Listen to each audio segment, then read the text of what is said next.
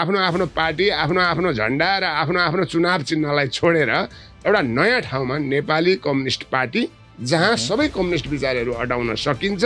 अब एकीकृत कम्युनिस्ट पार्टीबाट मात्रै मुलुकमा कम्युनिस्ट विचारलाई पनि बचाउन सकिन्छ र चाहिने कम्युनिस्टको नीति सिद्धान्त र चाहिने कार्यक्रम अनुसार अब मुलुकलाई परिवर्तन गर्न सकिन्छ। एउटा पुराना पार्टी सबै खत्तम, सबै नेता खत्तम, सबै भ्रष्टाचारी, सबै चाहिँ अयोग्य भन्ने छ भने अर्को चाहिँ होइन, त्यहाँभित्र पनि असल राम्रा मान्छेहरू छन्, कार्यकर्ताहरू छन्, नेताहरू छन्, तर त्यहाँ खालि नेतृत्व हस्तान्तरणको समस्या हो, पुस्तान्तरणको समस्या हो भन्ने प्रश्न पनि छ। दुईटै ढङ्ग एङ्गलबाट चाहिँ अहिले समाजले बोलिरहेको छ। यी पुराना पार्टीहरू निशानामा बनेको, निशानामा परे होइन, यिनीहरूले काम गर्न सकेनन्, मुलुकलाई समृद्ध मुलुक बनाउन सकेनन्, रोजगारी दिलाउन सकेनन् युवाहरूलाई होइन, उद्योग धन्दा कल कारखानाहरू खोल्न सकेनन्, अथवा समाजमा एउटा रूपान्तरण भएन विकास। आइएनआई पोडकास्टको यो नयाँ श्रृङ्खलामा यहाँहरू सम्पूर्णमा नमस्कार। सदाझै आज पनि मैले एकजना बडो चिरपरिचित व्यक्तित्व, धेरैको मनमुटुमा बस्न सफल भइसक्नु भएको एकजना व्यक्तित्व, जो शैक्षिक क्षेत्रदेखि लिएर राजनीतिक क्षेत्रसम्मका एक प्रखर व्यक्तित्वको रूपमा हामी चिन्ने गर्छौँ। रूपेश खतिवडा, जो विराटनगरमा बसेर धेरै लामो समयदेखि राजनीतिमा प्रवेश गर्दै राजनीतिका माध्यमबाट समाज रूपान्तरणमा महत्त्वपूर्ण योगदान पुर्याइसक्नुभएका व्यक्तित्वका साथमा छौँ आज। उहाँसँग पछिल्लो राजनीतिक घटनाक्रम, अहिले नयाँ विभिन्न राजनीतिक पार्टीहरू बनेका छन्, समायोजन भएका छन्, ती पार्टीहरूले भोलिका दिनहरूमा कसरी आफ्नो स्वरूप निर्धारण गर्छन्, कसरी आफूलाई अब्बल बनाउँछन्, यी विषयमा आज हामी मूलतः केन्द्रित रहेर कुराकानी गर्छौँ। रूपेश सर, कार्यक्रममा स्वागत छ। नमस्कार र इनोभेसन नेपाल इन्फोलाई हार्दिक आभार पनि व्यक्त गर्न चाहन्छु। यो धेरै अगाडिदेखि सरलाई मैले देख्दाखेरि जस्तो हुनुहुन्थ्यो अहिले पनि त्यस्तै हुनुहुन्छ कि यो के माथिबाटै त्यो त्यही वरदान प्राप्त गरेर आउनुभएको सर? सधैँभरि एउटै हुनु, सदाबहारै हुनु भनेर के हो यो? यहाँको एकदम सकारात्मक सोच हो भन्ने लाग्छ मलाई। मान्छेले आफ्नो नजर कस्तो हुन्छ त्यस्तै देख्दो रहेछ। अब तपाईँले मलाई एकदमै जस्तो हिजो हुनुहुन्थ्यो त्यस्तै हुनुहुन्छ अहिले पनि भनेर जुन देख्नुभयो, यो तपाईँको सकारात्मक मन हो भन्ने लाग्छ मलाई। यति छोटो उत्तरले त यो पुरा नहोला। तथापि ठिक छ, अहिले पछिल्लो समयमा सामाजिक सञ्जालमा खुब तपाईँ एक्सर्साइज गरेको देखिन्छ। यो एक्सर्साइज बढाउनु भएको कि देखाउनु भएको? यस्तो हो, सामाजिक सञ्जाल भनेको कस्तो हो भने त्यहाँ राम्रा कुरा पनि राख्न सकिन्छ, नराम्रा कुराहरू पनि आउँछन्। अब राम्रा कुरालाई हामीले क्याच गर्ने हो, नराम्रा कुरालाई इग्नोर गर्ने हो। तर अब आएको कुरालाई बन्द नै गर्न त हामी सक्दैनौँ। तर मेरो जहाँसम्म छ, मैले सामाजिक सञ्जाल सदुपयोग गर्दाखेरि मैले समसामयिक राजनैतिक घटनाक्रमहरू र समाजमा घटेका विभिन्न खालका समस्याहरूलाई नै मैले उजागर गर्ने गर्छु। अब त्यो कतिलाई पाच्य हुन्छ, कतिलाई चाहिँ नि पाच्य पनि हुँदैन। प्राय म मेरा स्ट्याटसहरू या मेरा भनाइहरू चाहिँ सत्यमा आधारित हुन्छन्। अब सत्यमा आधारित भएको कुरा तितो सबैलाई चाहिँ नि पच्दैन भने जस्तो सत्य कुरा पनि नपच्दो रहेछ। त्यसकारण कहिलेकाहीँ धेरै गाली पनि खान्छु मैले। यो चाहिँ यसबाट फेरि मलाई कुनै चिन्ता छैन। गाली मेरा लागि चाहिँ ताली हो भन्ने मैले ठानेको छु। गाली तपाईँको लागि ताली हो भन्ने कुरा। आज हामी अलि बढी चाहिँ राजनीतिक विषयमा केन्द्रित हुन्छौँ सर। पछिल्लो समयमा झन्डै तपाईँ, मलाई लाग्छ झन्डै त के 32 वर्ष, यो 3 दशकभन्दा बढी 32 वर्षको समय, त्यो उर्वर समय हुनसक्छ जस्तो लाग्छ मलाई, नेकपा एमालेमा सक्रिय भएर बिताउनु भयो। अब अहिले आएर एकाएक फेरि अर्को पार्टीमा तपाईँ प्रवेश गर्नुभएको छ। त्यत्रो लामो सङ्घर्ष गरेर, त्यत्रो 30-32 वर्षमा त्यो पार्टीमा रहेर योगदान दिँदै जाँदाखेरि छोडेर चाहिँ अर्को नेपाल कम्युनिस्ट पार्टीमा आउँदाखेरि चाहिँ कता कता मन चसक्क भएन? यो यस्तो हो, 32 वर्ष कसरी भन्ने कुरा पनि मैले चाहिँ आम श्रोताहरूलाई, मलाई जान्ने बुझ्नेहरूलाई म चाहिँ बताउन चाहन्छु। म 2046 सालको एसएलसी हो। 47बाट मैले आइकमको अध्ययन सुरु गरेँ दमक बहुमुखी क्याम्पसमा, र म 47 सालबाटै अनेरा सेब्युको सिफ्ट कमिटीमा बसेर मैले चाहिँ काम सुरु गरेँ। र त्यो काम गर्दै जाँदा 2054 मा मैले मास्टर डिग्री गर्न कीर्तिपुर केन्द्र क्याम्पस गएँ। तत्कालीन अवस्थामा माले र एमाले भएर विभाजित भएको एमाले मा म एमाले मूलधार पार्टीमै रहेर त्यो विद्यार्थी सङ्गठनमा अनेरा सेवीमा मैले चाहिँ काम गर्दै जाँदा म 65 सालसम्म अनेरा सेवीमा काम गरेर 65 साल पछाडि म मोरङ जिल्ला कमिटीको सचिवालय सदस्यबाट फेरि जिम्मेवारी निर्वाह गर्दै म 2078 सालसम्म मैले चाहिँ जिल्ला कमिटीको सचिवालयमा विभिन्न जिम्मेवारी लिएर काम गरेँ। त्यस पछाडिको 1 वर्षको अवधि पुग 1 वर्ष म जिल्ला कमिटीको सचिवको रूपमा पनि मैले काम गरेँ। हजुर। त्यस पछाडि एउटा यस्तो परिस्थिति आयो, त्यो परिस्थितिमा मैले एमाले प्रदान गरेको मैले प्राप्त गरेको त्यो सचिवको जिम्मेवारीबाट मैले स्वेच्छाले रिजाइन गरेँ। स्वेच्छाले रिजाइन गरेर म 3 वर्ष म चाहिँ आम नागरिक भएर पनि म रहेँ। यो 3 वर्ष अहिले भर्खरै म नेपाली कम्युनिस्ट पार्टीमा लगभग 1 महिना भयो, मङ्सिर 15 गते भनेपछि लगभग 1 महिना हुन आँट्दैछ म नेपाली कम्युनिस्ट पार्टीमा आबद्ध भएँ। त म किन यो पार्टीमा आबद्ध भएँ? त्यत्रो 32 वर्ष नेकपा एमालेमा आफूले सङ्गठित जीवन बिताउँदा केमा असन्तुष्टि रह्यो? किन म यसमा आएँ? यो पनि मैले छर्लङ्ग पार्नुपर्छ। एकदम यही छ आम चासोको विषय। यो चाहिँ सबैले बुझ्न जरुरी छ, तपाईले प्रश्न पार्न पनि जरुरी छ। यो पनि म तपाईले कतै गल्ती गर्नुभएको छ कि ठिक गर्नुभएको छ, कतिलाई अन्यल हुन सक्छ। यो मान्छे त पागल भयो भन्ने पनि कतिले भने होला हैन, अथवा ठुलो भाग खानालाई गयो होला भन्ने पनि आशंका गरेका होलान्। यसलाई प्रश्न पार्दिनुस् त।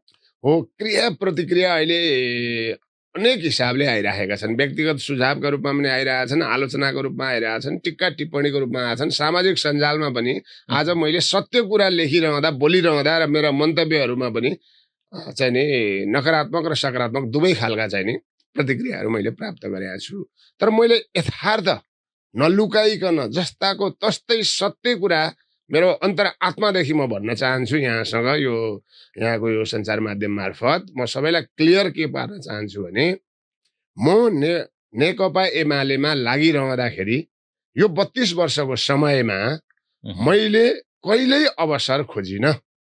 मैले अवसर खोजेँ भने पार्टीको कार्यकारी जिम्मेवारी मलाई देऊ, म पार्टी निर्माण गर्छु, म पार्टीमा चाहिँ अझ सक्रिय हुन चाहन्छु भनेर चाहिँ मैले नेतृत्वसँग, कार्यकर्तासँग, साथीभाइहरूसँग भने होला। तर मलाई सांसद देऊ, मलाई चाहिँ मेयर देऊ, मलाई वडाध्यक्ष देऊ, मैले कहिल्यै त्यो भनिनँ। र त्यसका निम्ति म कहिल्यै केन्द्र भागमा त्यो अवसर र लाभलाई मैले केन्द्र भागमा राखेर कहिल्यै पनि नेकपा एमाले भित्र मैले चाहिँ आफ्नो सङ्गठित जीवन चाहिँ नि बिताएको होइन। यो यथार्थ कुरा हो। यो चाहिँ इतिहासले प्रष्ट पारेको छ। म आजसम्म रूपेश खतिवडा संसदीय राजनीतिमा कहीँ पनि उम्मेदवारै बनेको छैन। म उम्मेदवार बनेको अनेरा सेवी हुँदा सोबिउको कीर्तिपुरको सहसचिव, सचिव र सभापतिको उम्मेदवार म बने। त्यसमध्ये कतिपय चुनाव जिते, कतिपय म हारेँ। तर आन्तरिक रूपमा पार्टीका आन्तरिक जीवनमा म उम्मेदवार बने, त्यहाँ म जित्दै नै आएँ। तर संसदीय राजनीतिभित्र, स्थानीय तहको राजनीतिभित्र म कहिल्यै पनि आजसम्म मैले चाहिँ उम्मेदवारी दिइनँ। त्यो उम्मेदवारी दिइनँ भनेको अर्थ चाहिँ मैले पाइनँ अथवा मलाई चाहिँ नि दिएन पार्टीले भन्ने आलोचना पनि पार्टीको मैले पार्टीमा रहँदासम्म कहिल्यै पनि गरिनँ। बरु मैले 79 सालमा प्रतिनिधि सभा र प्रदेश सभाको निर्वाचन ताका समय चाहिँ त्यस्तै संयोग मिल्यो। म नेकपा एमाले भित्र लाग्नुको अर्थ, काम गरिरहनुको अर्थ भनेको कम्युनिस्ट पार्टीले अगाडि सारेको समाजवादको प्रमुख लक्ष्यलाई पछ्याउनका निम्ति गरिने सम्पूर्ण प्रगतिशील सुधारका कामहरू त्यो पार्टीबाट हुनुपर्छ। र त्यो पार्टीका नेता र कार्यकर्ताहरू हामीले लिएको मार्क्सवाद, लेनिनवाद र जनताको बौद्धले जनवादको मार्गदर्शक सिद्धान्तद्वारा चाहिँ हामी सञ्चालित हुनुपर्छ हरेक व्यक्तिहरू भन्ने एउटा अठोट सङ्कल्पबाट नै कम्युनिस्ट पार्टीको सदस्यता लिएको हुन्छ सबैले। तर त्यस अनुरूप पार्टीको नेतृत्वले जनवादी केन्द्रीयताको ठाउँमा केन्द्रीयता लाद्न थाल्यो। नेतृत्व फेरि दोहोऱ्याउनुस् त जनवादी केन्द्रीयताको सट्टामा केन्द्रीयता लाद्न थालियो। केमा लाद्न थालियो त भन्दा संगठनको नेतृत्व निर्माणको सन्दर्भमा विभिन्न चाहिँ नि निर्णयहरूका सन्दर्भमा जस्तो चाहिँ नि सांसद बनाउने सांसदको उम्मेदवार बनाउने पार्टीको नेतृत्व चुन्ने तल्लो तहदेखि ओडादेखि लिएर सदस्य अध्यक्षदेखि लिएर संघीय सांसदसम्मको निर्णयहरू गर्दाखेरि पार्टीभित्र घनीभूत ढङ्गबाट छलफल हुने सामूहिक निर्णय गर्ने र व्यक्तिगत जिम्मेवारी लिने भन्छ कम्युनिस्ट पार्टीमा सिद्धान्त एउटा सामूहिक निर्णय र व्यक्तिगत जिम्मेदारी भन्छ। तर यहाँ व्यक्तिगत निर्णय र व्यक्तिगत जिम्मेदारीको कुरा चाहिँ हाबी भयो।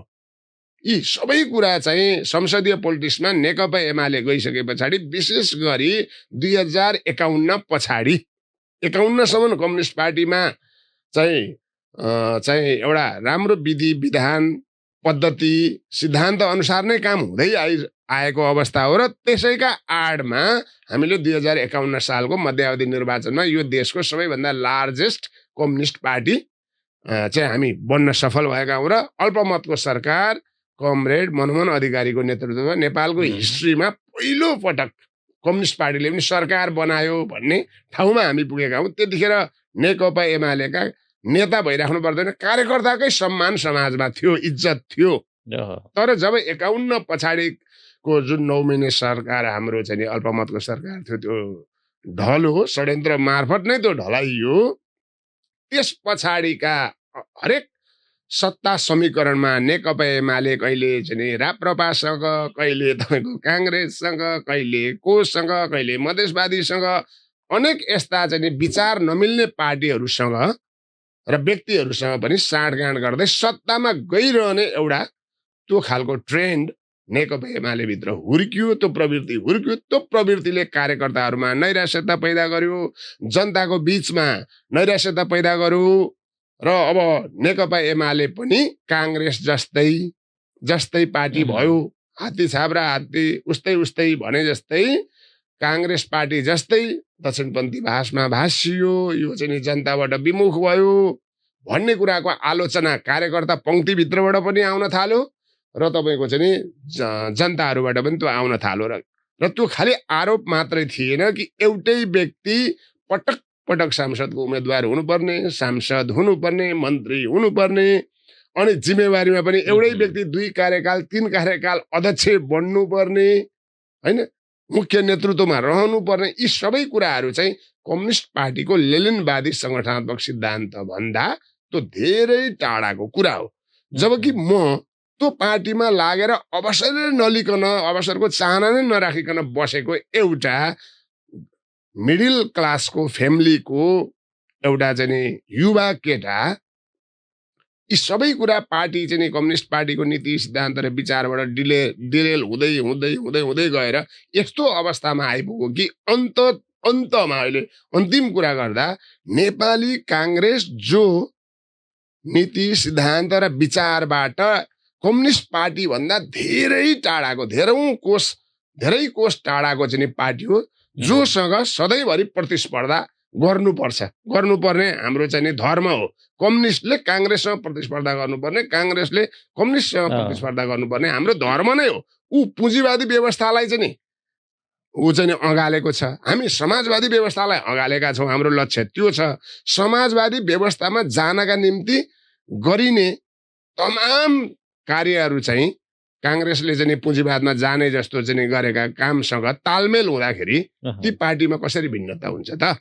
काङ्ग्रेस र एमालेमा त कुनै भिन्नता भएको भान त त्यस पछाडि त हुँदैन। सत्तामा जाने तरिका एउटै छ, उम्मेदवार बन्ने तरिका एउटै छ, त्यस पछाडि तपाईँको जित्ने तरिका पनि एउटै छ। जोसँग पैसा छ त्यसले जित्ने, जो चाहिँ नि के अरे एकदम पैसा खर्च गर्न सक्छ त्यसलाई उम्मेदवार बनाउने, होइन?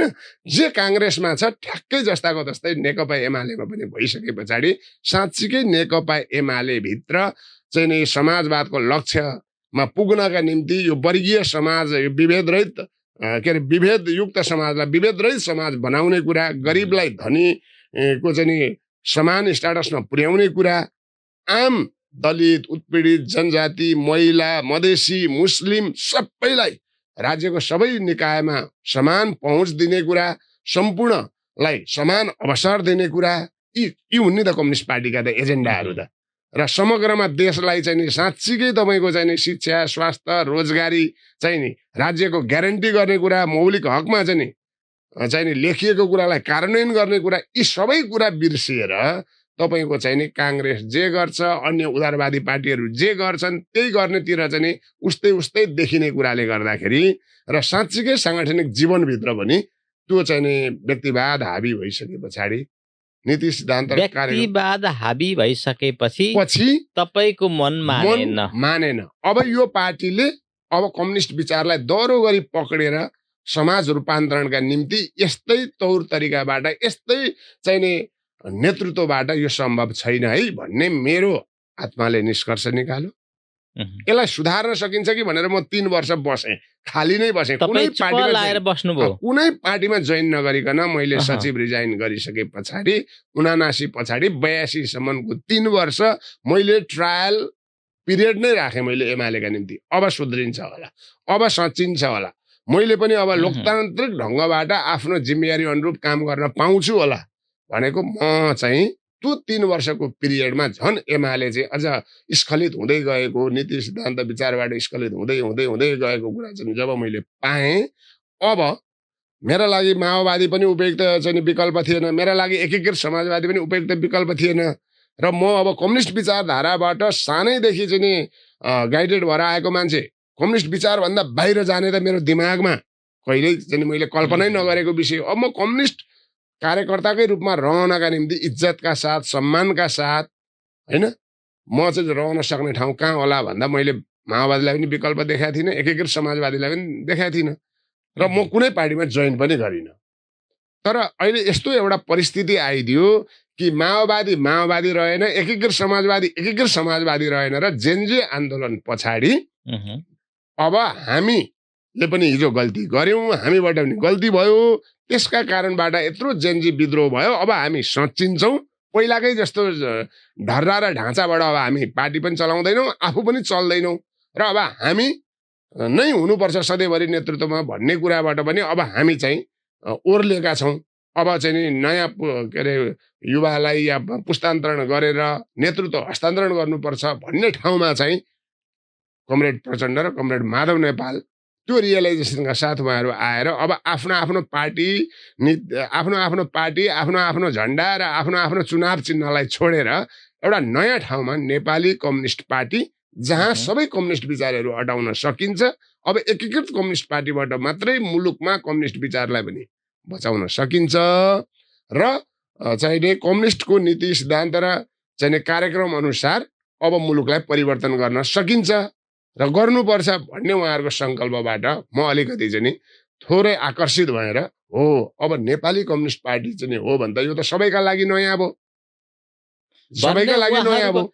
त्यो उहाँहरूका विचारमा म आबद्ध हुँदाखेरि मैले त्यो पार्टीमा लागेर सुरुवातदेखि नै मैले अब त्यो नेपाली कम्युनिस्ट पार्टीलाई मैले सोचे अनुरूपको कम्युनिस्ट पार्टीमा त्यसलाई रूपान्तरण गर्न सकिन्छ भन्ने मैले सङ्कल्प लिएर त्यो सोचेर भनौँ न र त्यो सङ्कल्प लिएर म त्यो पार्टीमा आबद्ध भएको। यसमा कुनै अवसरको कुरा छैन, कुनै लाभको कुरा छैन।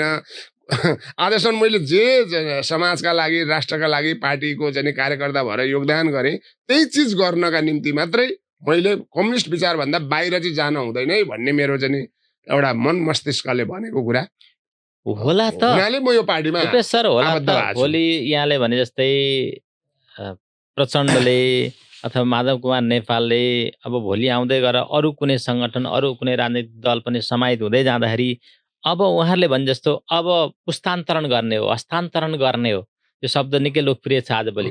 यसैबाट चाहिँ विरक्तिएका युवाहरू पनि छन्। त्यसैको आशामा बस्दा सबै केस भुल्यो, जीवनको अन्तिम क्षण आइपुगेर चाहिँ विरक्त भएका कुरा पनि छन्। हस्तान्तरण भएन, पुस्तान्तरण भएन भनेर उहाँहरूले भनिरहँदाखेरि, उहाँहरूले यी कुराको घोषणा गरिरहँदाखेरि विश्वास गर्ने आधार चाहिँ छ त? यस्तो हो, यसमा हामी तथ्यमै एकदमै आधारित भएर बोल्नुपर्छ। बोल्दाखेरि कसैलाई आरोपका लागि आरोप। आज मलाई एउटा चार्ज अर्को पनि के लगाइएको छ भने एमाले छोडेर आइसके पछाडि एमाले हुन्जेल एमाले राम्रो, एमाले छोडेपछि एमाले चाहिँ टोटली नराम्रो भनेर जुन तपाईँ प्रतिक्रिया दिनुहुन्छ त्यसले चाहिँ नि तपाईँमा अवसरवादी चिन्तन छ भन्ने कुरा देखियो भन्दै आलोचना गर्ने गाली गर्ने साथीहरू पनि सामाजिक सञ्जालमा म देख्छु। उहाँहरूलाई शुद्ध म के क्लियर गर्न चाहन्छु भने त जेनजे आन्दोलन भयो। जेनजे आन्दोलनले मूलत दुईटा कुराहरू उठायो। एउटा भ्रष्टाचार मुक्त चाहिँ नेपालको कुरा गरौँ, अर्को सुशासनको कुरा गरौँ होइन, र अर्को युवालाई रोजगारीको कुरा, नेपालमै बस्न सक्ने वातावरण बनाऊ भन्ने कुरा। अथवा तत्कालीन त्यतिखेर त फेरि सामाजिक सञ्जालमाथिको फुकुवा पनि थियो। तत्कालीन चाहिँ नि सामाजिक सञ्जाल चाहिँ जुन प्रतिबन्ध लगाएको थियो सरकारले त्यसको फुकुवाको कुरा पनि थियो होइन। यी तीनटा कुरालाई हेर्दाखेरि तपाईँको चाहिँ नि सामाजिक सञ्जालको चाहिँ प्रतिबन्धलाई फुकुवा गर्ने कुरामा पनि आलटाल भयो। एकदमै चाहिँ नि हामी सिस्टम बनाउँदैछौँ के गर्दैछौँ भन्ने भयो। त्यो चिज युवाहरूले धैर्यता चाहिँ नि राख्न सकेनन् लामो समयसम्म। अहिलेको युवा कस्तो छ भने सामाजिक सञ्जाल फेसबुक युट्युब इन्स्टाग्राम यी जति पनि सामाजिक सञ्जालका प्रत्येक सेकेन्डमा आवश्यक छ समाजको सूचना राष्ट्रिय अन्तर्राष्ट्रिय सूचनाहरू त्यहाँ सजिलो गरी चाहिँ नि प्राप्त गर्न सकिने हुँदा उनीहरू त्यसमा अभ्यस्त भए। हामी चाहिँ पहिला सानोमा त्यो उमेरमा के थियो भन्दाखेरि चाहिँ स्कुल जाने, स्कुलबाट आएपछि किताब कपी एकातिर थन्क्याएर भैँसी चराउन गाई चराउन हामी हिँड्नु पर्थ्यो। त्यो हाम्रो त्यो गर्न नपाउँदा नि हामीलाई के चाहिँ भएन आज भने जस्तो हुन्थ्यो नि त त्यतिखेर। भनेपछि आज युवाहरूको पक्कै पनि परिस्थिति फरक थियो। आज युवाहरूमा चाहिँ हातमा मोबाइल छ। उनीहरूले मोबाइल हेरेर समाजलाई बुझ्न समाजसँग अन्तर्क्रिया गर्न पाएन भने उनीहरूलाई चाहिँ नि समाजबाट छुट्टिएको जस्तो महसुस हुने रहेछ। त्यसकारण त्यो चिजको एउटा चाहिँ प्रतीकात्मक रूपमा चाहिँ के भयो त भन्दा जेनजी मुभमेन्ट चाहिँ नि एउटा चाहिँ सुरुवात भयो। जेनजी मुभमेन्ट सुरुवात हुँदाखेरि त्यसले सिधै राज्यको चाहिँ नि उपरी संरचनामा नै आक्रमण गर्यो। सानो सानो ठाउँमा आक्रमण गरेर परिवर्तन आउँदैन, ठुलो राज्यको माथिल्लो तहको उपरी संरचनामा आक्रमण गर्नुपर्छ भनेपछि उनीहरूले त्यो आक्रमण चाहिँ नि अगाडि बढाए। हुनसक्छ त्यहाँ घुसपेट पनि भयो भन्ने कुरा पनि छ। अब छानबिनले प्रष्ट कुरा ल्याउला। तर जे होस् हामीले यता जेनजी विद्रोहको मुख्य भ्रष्टाचार रहित चाहिँ नि सुशासन युक्त चाहिँ नि समाज र राष्ट्र निर्माण गर्ने कुराको जुन एजेन्डा छ त्यसलाई ओझेलमा पार्नु हुँदैन। फेरि यता घुसपेटहरूले गरे अनि त्यसकारण यत्रो क्षति भयो भन्ने कुरालाई हामीले त्यसलाई चाहिँ नजरअन्दाज गर्नु हुँदैन। जेनजीहरूले उठाएको मुद्दा सही छ। त्यो मुद्दालाई एड्रेस गर्न तत्कालीन चाहिँ नि शासन सत्ताले सकेन। नसक्दाखेरि त्यसको एउटा विद्रोहको रूप चाहिँ नि सृजना भयो र त्यसले चाहिँ बहालवाला प्रधानमन्त्री नै त्यो समस्या समाधान गर्न नसकेर उहाँ चाहिँ भाग्नुपर्ने अवस्था आयो। वास्तवमा एउटा कालै लाग्दो अवस्था हो।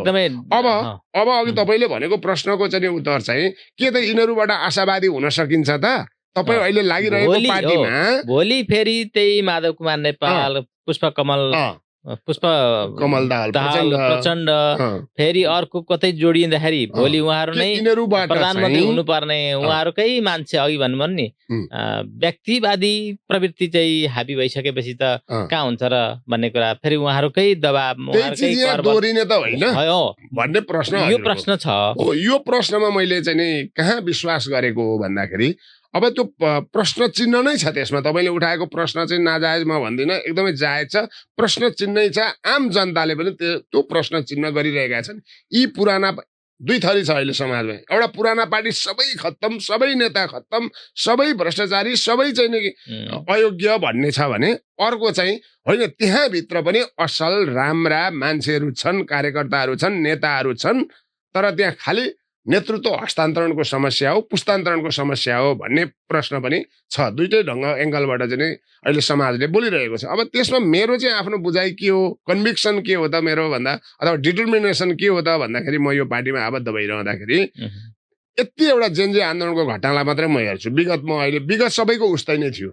विगत माधव नेपालको प्रचण्डको केपी ओलीको विगत उस्तै नै थियो। तर जेनजी आन्दोलन एउटा ठुलो चाहिँ नि क्रान्तिको रूप धारण गरेर आइसके पछाडि त्यसमा ककसले के चाहिँ नि ककसमा रूपान्तरण आयो, ककसमा चाहिँ नयाँ कुरा देखियो भन्दा कमरेड केपी ओली नेकपा एमालेको अध्यक्ष या तत्कालीन प्रधानमन्त्रीमा कुनै चेन्ज देखिएन। उहाँले जेनजीहरूले चाहिँ नि अनावश्यक ढङ्गबाट आन्दोलन गरे, राज्य सत्ता चाहिँ बिथोले होइन। त्यस पछाडि चाहिँ के अरे म भाग्नु पर्यो, म चाहिँ छोडेर हिँड्नु पर्यो, मैले समाधान गर्न सकिनँ, भागे जस्तो गरेँ म होइन।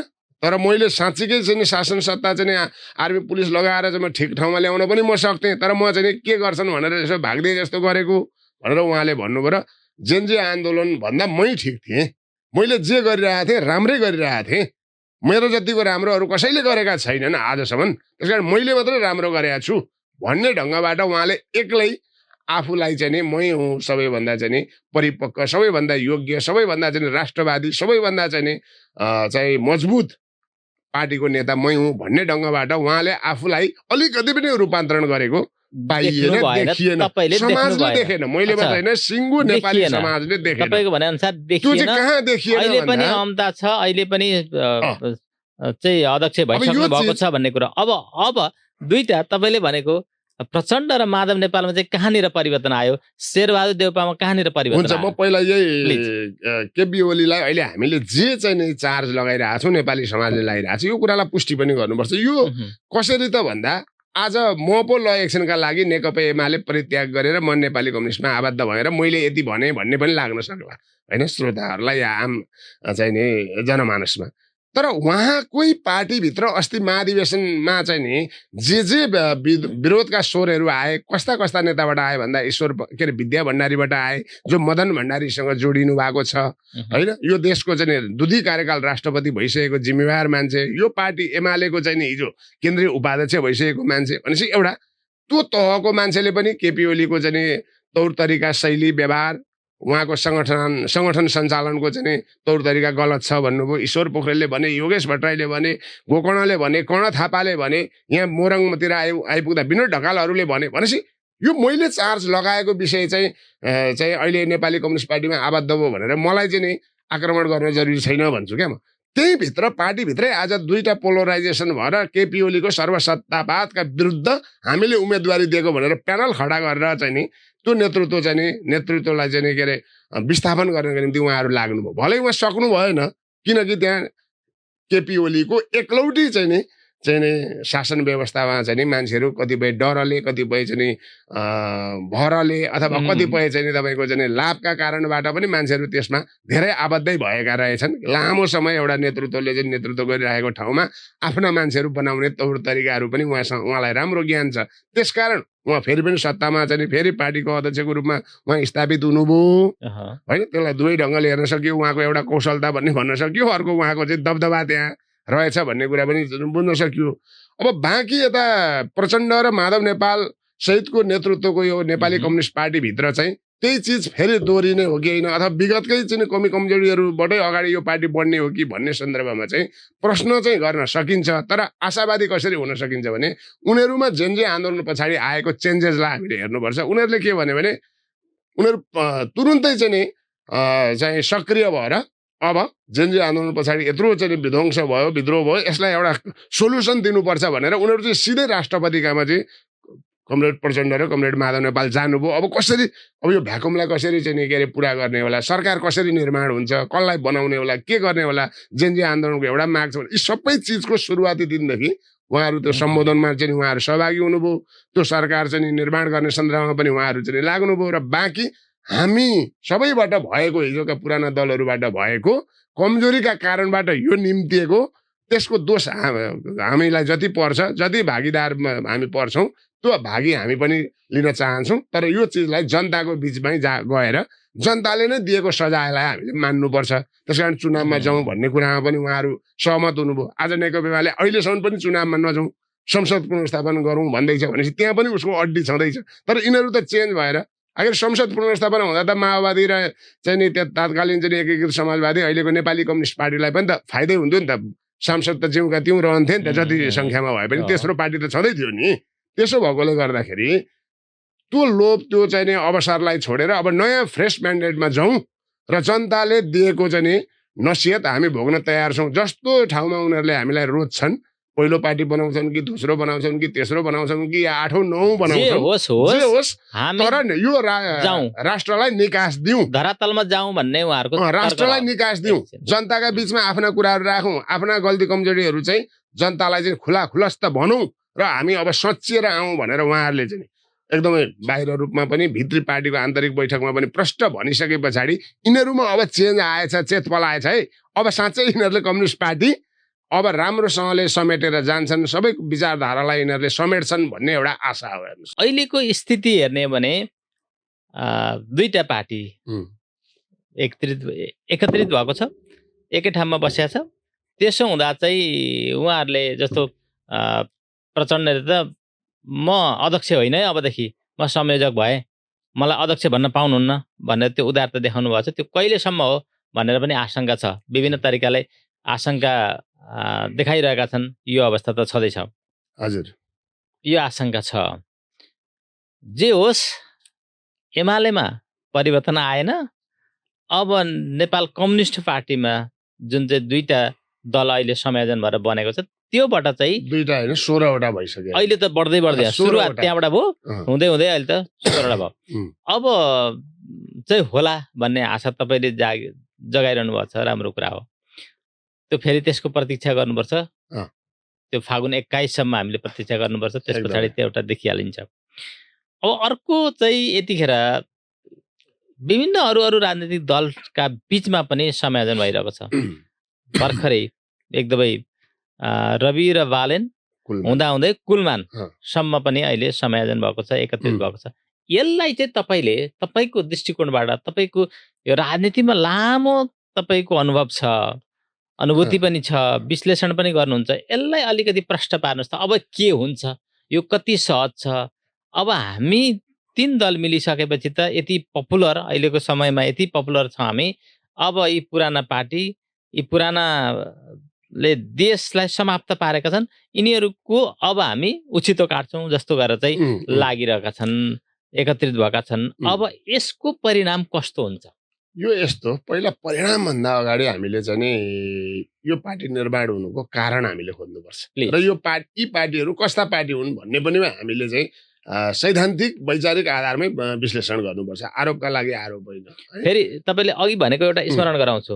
हिजो चाहे त्यो पुष्पकमल दाहाल होस्, चाहे त्यो माधव कुमार नेपाल, चाहे अर्को कुनै विभिन्न राजनीतिक दल, हिजो जेनजी पछाडि आएको परिवर्तनका कुरा गर्नुभएको छ। सधैँभरि राजनीतिक दल एउटै खालको हुन्छ भन्ने छैन, परिवर्तन पनि भएको छ कि त्यसलाई पनि सङ्केत गर्नु होला। हुन्छ। पहिलो नम्बर त हिजोका 47 सालदेखि यताका र माओवादी चाहिँ विशेष गरी 62-63 पछाडिको होइन, एमाले काङ्ग्रेसहरू 47 पछाडिका, संसदीय राजनीतिमा आम जनताले महसुस गरेका, देखेका, नेकपा माओवादीलाई 62-63 पछाडि चाहिँ नै देखेको होइन। आज आएर त्यही नेकपा माओवादी 52 देखि 62 सम्म अत्यन्तै सशस्त्र जनयुद्ध खपेका, त्यसपछि देखेका, त्यस पछाडि चाहिँ फेरि सत्तामा आएका होइन। त्यहाँदेखिको हिसाब गर्दा सबैको, कसैको 32 वर्षै भयो, कसैको चाहिँ नि 20 वर्ष भयो, 20 वर्ष भयो। भनेपछि यो 20 वर्ष र यो 32 वर्षमा चाहिँ नि उदाएका, रहेका, जनताका भोट लिएर कहिले फर्स्ट पार्टी बनेका, कहिले सेकेन्ड, कहिले थर्ड, यसरी चाहिँ नि विभिन्न सत्तामा आरोहण गरिरहेका, सत्ता सञ्चालन गरिरहेका यी पार्टीलाई पुराना पार्टी भन्ने गरिन्छ। यी नेपालका पुराना पार्टीहरू निर्माण हुँदाको बखतमा चाहिँ एकदमै सुन्दर पक्ष के थियो भने सबैका राजनीतिक वैचारिक आधारहरू, आधार स्तम्भहरू, नीति सिद्धान्त विचार र कार्यक्रमहरू प्रष्ट जनताको बीचमा अगाडि सारेर ती नीति सिद्धान्त र विचारका आधारमा पार्टी निर्माण हुँदै जनताको विश्वास जस्तै त्यो ठाउँमा चाहिँ नि पुगेका हुन् है। तर आजका नयाँ भनिएका पार्टीहरूमा चाहिँ के छ भन्दाखेरि तिनै पुराना पार्टीहरूले गरेका चाहिँ नकारात्मक कुराहरू होइन, नकारात्मक कामहरू, भ्रष्टाचारका कुरा, कुशासनका कुरा, तपाईँको चाहिँ के अरे जीवनशैलीका कुरा, आचरणका कुरा, सेवा सुविधा चाहिँ नि आफू केन्द्रित र परिवार केन्द्रित गर्ने कुरा, यी सबै कुराबाट र सँगसँगै देश यो 20 वर्ष 30 वर्षमा जुन ठाउँमा पुग्नु पर्थ्यो विकास र समृद्धिको हिसाबबाट त्यो पुग्न नसक्दा र सँगसँगै यो देशका लाखौं लाख युवाहरू आज चाहिँ रोजगारीका निम्ति विदेशका चाहिँ नि एकदम तल्लो स्तरका काममा जुन संलग्न हुने चाहिँ नि त्यो नगर्दाखेरि चाहिँ घर धान्न नसकिने, आफ्नो जीविका चाहिँ नि जीविकोपार्जन गर्न नसक्ने जुन एक खालको कहाली लाग्दो अवस्था यो 20-30 वर्षमा पनि जिउका तिउ रह्यो। हिजो राणाकालमा भएको समस्या, हिजो पञ्चायतमा भएको समस्याहरू जे थिए ती चिजबाट समाजले अपलिफ्ट माथि जान सकेन भन्ने हिसाबबाट सबै क्षेत्रबाट एउटा यी पुराना पार्टीहरू निशानामा बनेका, निशानामा परे होइन। यिनीहरूले काम गर्न सकेनन्, मुलुकलाई समृद्ध मुलुक बनाउन सकेनन्, रोजगारी दिलाउन सकेनन् युवाहरूलाई होइन, उद्योग धन्दा कल कारखानाहरू खोल्न सकेनन्, अथवा समाजमा एउटा रूपान्तरण भएन, विकास भएन, समृद्धि भएन, जनताको मुहारमा चाहिँ खुसी ल्याउन सकेनन्। झन् मान्छेहरू हरेक दिन चाहिँ नि विदेशबाट चाहिँ नि बाक्सामा लास ल्याउँदै झन् समाज चाहिँ नि एकदमै चाहिँ नि उसमा पर्यो हैन हरेक घरहरूमा आक्रोशमा आयो यी सबै आक्रोशका कारणबाट चाहिँ अब हामीले चाहिँ नि गर्नुपर्छ यिनीहरूले केही पनि गरेनन् भनेर पहिला त फाटाफुट्टा रूपमा एक एकजना स्वतन्त्र उम्मेदवारको रूपमा काठमाडौँमा बालेन चाहिँ नि धरानमा हर्क उहाँ चाहिँ गोपी अमाल हैन यस्ता चाहिँ व्यक्तिहरू चाहिँ उनीहरू चाहिँ एउटा पपुलिस्ट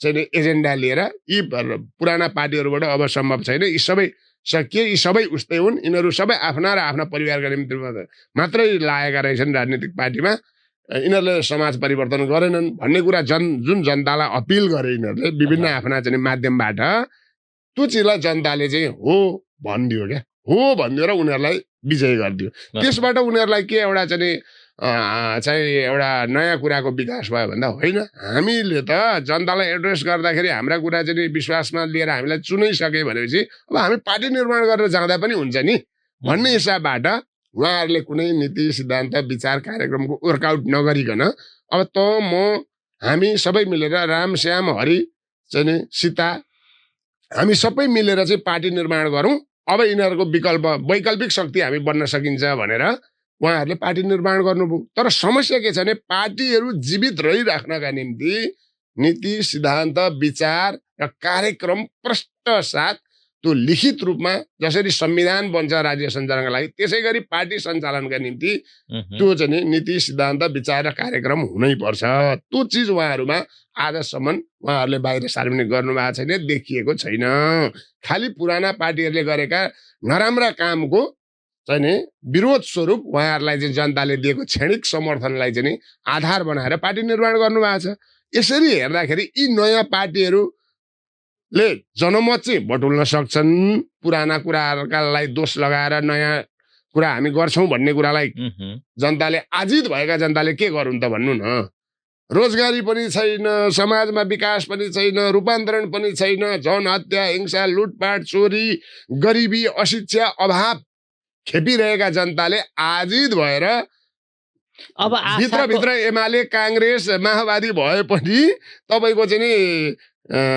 कस्तो भने भोट हाल्ने बेलामा चाहिँ उनीहरूले आफूले चाहिँ मतदान गरेर हिजो ती जितेका मान्छेहरू पनि यिनै पार्टीका हिजोका भोटर्सहरूले उनीहरूलाई जिताएका हुन् यी स्वतन्त्र भन्नेहरूलाई भनेपछि आज पनि त्यो परिस्थिति चाहिँ उकुस मुकुस भएर आम जनता चाहिँ बसेकै छ र उनीहरूको एजेन्डामा जुन अपिलिङ गराइ छ त्यो अपिलिङबाट चाहिँ कन्भिन्स चाहिँ नि फुल्ली नभए पनि यसरी राजनीतिक सैद्धान्तिक वैचारिक रूपमा फुल्ली कन्भिन्स नभए पनि यिनीहरूलाई विस्थापन गर्दा बा केही भइ पो हाल्छ कि त जादुको छडी जस्तो नयाँ चिज केही आइ पो हाल्छ कि हामीले चाहिँ अलिकति शान्तिको सास पो फेर्न पाउँछौँ कि हाम्रा छोराछोरीले रोजगार पो पाउँछन् कि भनेर उनीहरूको अपिलिङलाई चाहिँ तपाईँको चाहिँ चुनाव त आओस् एकचोटि पुरानाहरूलाई दोहोरिएका तेरिएकालाई हामी फेरि पछार्छौँ भन्ने मनस्थिति चाहिँ बनाएका छन् तर त्यसमा कमजोरी चाहिँ के हो भन्दा पुराना दलहरूकै छ अब पुराना दलहरूले यो बेलामा सच्चिएर आयो भने जो सच्चिएर आउँछन् र साँच्चीकै आफूले गरेको गल्तीलाई गल्ती नै हो मैले हिजो गरेको भन्ने कुरा स्वीकार गरेर अब मबाट कहिल्यै गल्ती हुँदैन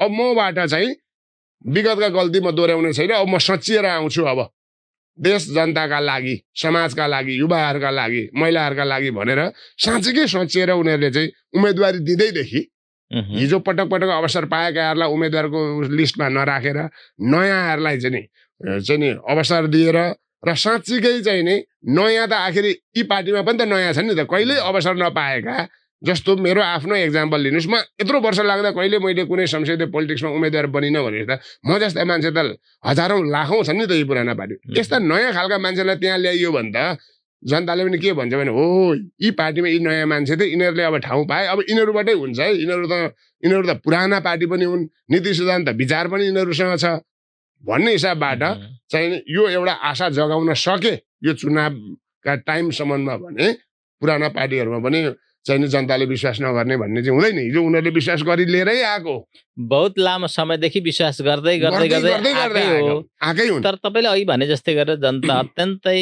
हैरान छन् आजित छन् एकदम मनस्थिति यति खतम पुराना दलप्रतिको मनस्थिति यति छ कि बयान गर्न साध्य छैन र त्यसले गर्दाखेरि नयाँ दललाई पनि अलिकति त्यो आत्मबल बढेको छ अर्को कुरो जित्नका निम्ति त्यसले एउटा चाहिँ फाइदा चाहिँ पुगेको छ पक्कै पनि र तपाईँ रविकै कुरा गर्ने हो भने चितवनबाट दुई पल्ट चुनावमा उठ्दा पनि फेरि त्यो कतै जादु भएन, त्यो यथार्थमै परिणत भएर फेरि जितेर पनि आएको छ।